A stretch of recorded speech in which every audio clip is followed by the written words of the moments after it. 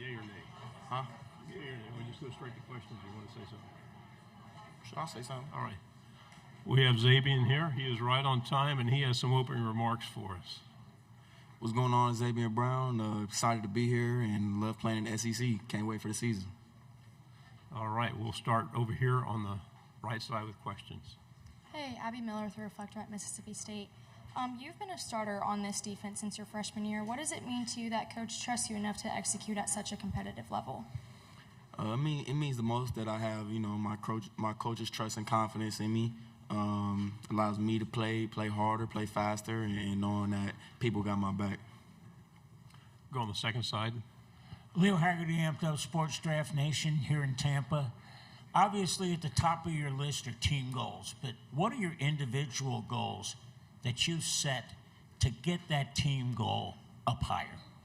For sure, yeah. I just want to be, I'm working on being a great leader every day, making personal connections with guys on the team, on my side of the ball, other side of the ball, and I think that things like that will go a long way for us. Front row. Zabien, you've been a part of some of the bigger interceptions in recent Alabama history, notably the interception to beat Georgia in 2024, the pick six against Tennessee at the end of the half, and then another pick six against Oklahoma to tie the game in the college football playoff. Is that something that's always been natural to you, being around the ball at the right time, or is that something that's been coached through you since arriving to Alabama or even since high school? Nah, I feel like I'm a natural ball player. I grew up, playing on the other side of the ball, so catching the ball, having the ball in my hands, it's just natural to me. So, front row. Georgia Chambers, Fox 5 Atlanta. Similar question to I asked you in the other room. You went up against Georgia twice last year, beating them at home and then losing in the SEC championship game. What challenges does this Coach Smart coach program pose? They're extremely well-coached and disciplined team. We know what they're going to do. They know what we're going to do, and it's about who can do it better, and it's about making the play when it's right in front of you, catching the ball when it's in front of you, making the tackle when it's in front of you. So, things like when the game comes down to only a few plays, everything's important. On the second row here. Hey, Zabien, Cameron Lejeune with WAK out of Montgomery. You guys have a saying a couple years now, length let an naysayer know. There's a lot of people that kind of talk about DeBoer in this program, where it is now after Saban has retired a couple years ago, despite a lot of the success you guys have had with DeBoer. Can you just kind of talk about that and, what the side of guys that, what you guys see from DeBoer in the locker room? Right. We're not really worried about the outside noise, and I love playing for Coach DeBoer. He's a great person. He's a great leader. Our success is tribute to him, really. And he's just one of those people that you just want to play for. You can't. When he talked before the game, you can't wait to go out there. And so, yeah. AP, front row. AP Stedham, AP as we see it. Zabien, what's the story you like to tell about your defensive coordinator, Coach Womack? Like a specific story. Something you like to tell people that they should know about him. Shoot, Coach Womack, he's a great guy, man. He makes a lot of personal relationship with all the players, and we all love him. We all love playing for him. If somebody would ask me about him, I would just say he's a great guy. He cares a lot about his players, and it makes us play a lot harder. Left side, third row. John Eads, WAFB. Zabien, you guys have beaten LSU a couple years in a row. What does it take to win that game specifically that you guys have done a good job of? Just playing our game, sticking to our game plan. Every game in the SEC is a rough game. It's a one-score game, and that's how it always is. That's how it always will be, and we look forward to those tough games. In the back, on the right. Kay Nagley, Texags. Isaiah Horton transferred to Texas A&M this past season. Can you just talk a little bit about the competition you had with him in practice and what kind of player the Aggies are getting? Yeah, Zay, he's a great player. He knows me. I know him. We know how each other play. We had a lot of great battles in practice, and I can't wait for that matchup. It's going to be a great night. Second row. Saturday afternoon, Tuscaloosa. You're in the tunnel again, Bryant-Denny Stadium. Field's named after Nick Saban. You see all this crimson all over the place. You still get goosebumps? Every time.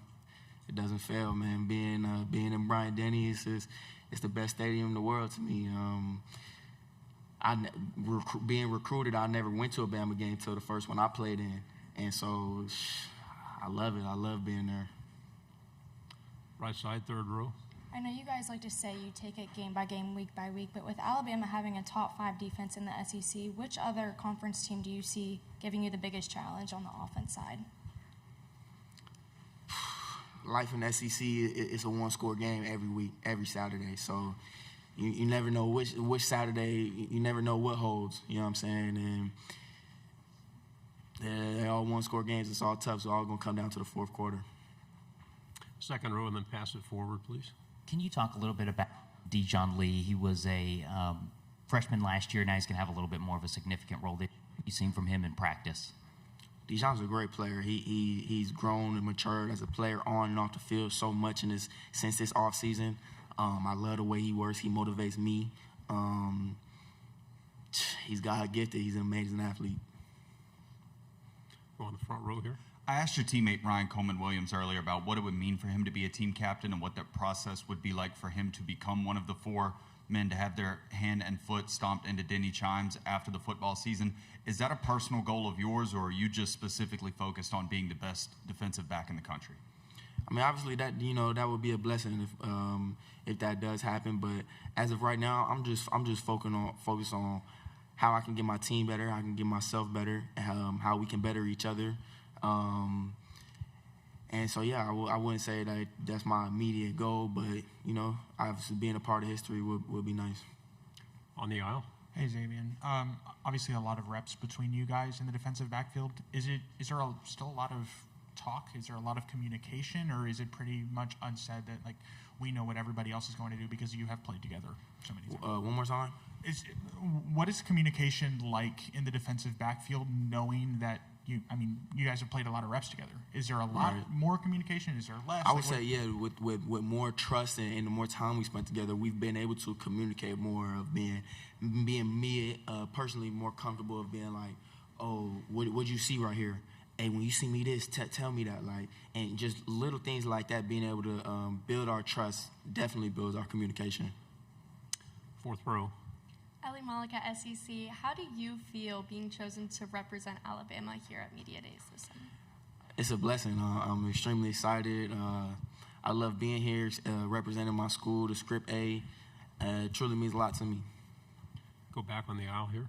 Hey, Zabien. Over the course of your time with Ryan, how have you seen him grow as a receiver? Kind of, could you scout your approach, what he does well as a receiver, things like that? He just continues to get better. Like, he's never staying the same, and that's why I admire so much about him taking reps against him.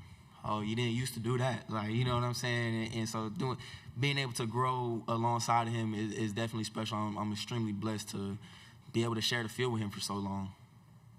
2 final questions. We'll go here and then come to the front row.